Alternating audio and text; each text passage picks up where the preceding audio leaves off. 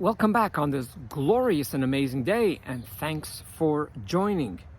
So, I know you're curious just like I was, and I asked him the same question that you asked. So what held you back? If you had that plan so well planned out and you knew how you're going to do it, you knew when you're going to do it, you knew where you're going to do it. And this was pretty frightening to hear the answer, which I think a lot of 10-year-olds might not be able to think that deep.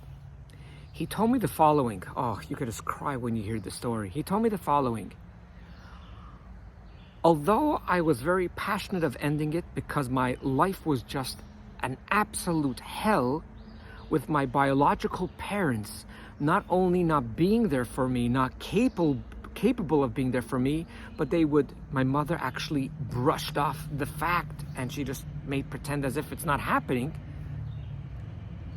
But there was one thing that kept me alive. I used imagination.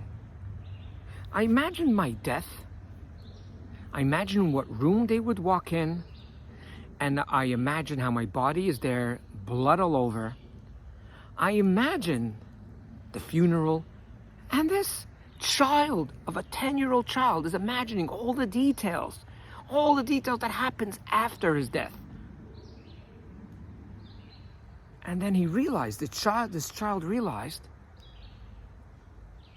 to see his parents in such pain for years and decades, his siblings, his uncles, grandparents, the whole entire community in pain,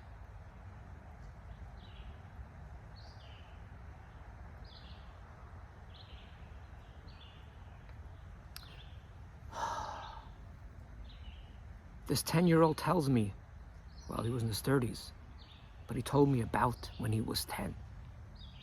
When I saw all that pain was larger than my immediate pain. So I tried to push it off.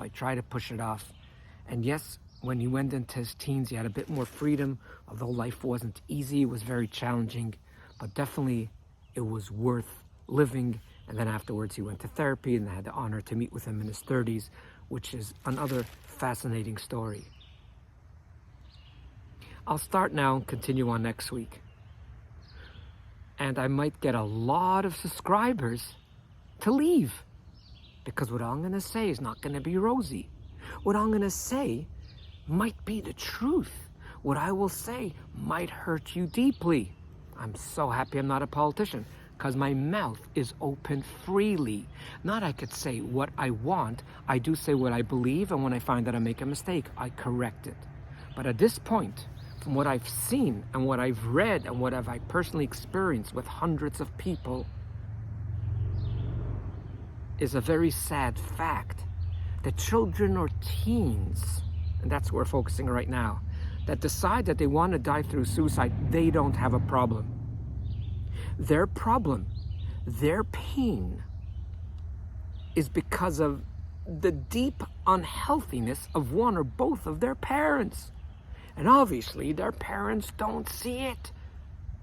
I cannot begin to tell you how many times I get a call and say, oh, I heard you've helped so-and-so. I have a 7-year-old, I have a 10-year-old, I have a 12-year-old that's in great problems, and I hope you could see my child, my son or daughter. It only happened once in my lifetime. I'm not even sure the reason why. 99.9, I will never, ever accept your child. What do I do? No, I don't send them home. Join me next week and I'll tell you what I do. Till then, always remember, you are greater than you think you are. If you haven't subscribed, thank you. If you like this video, please press the like button. All the best.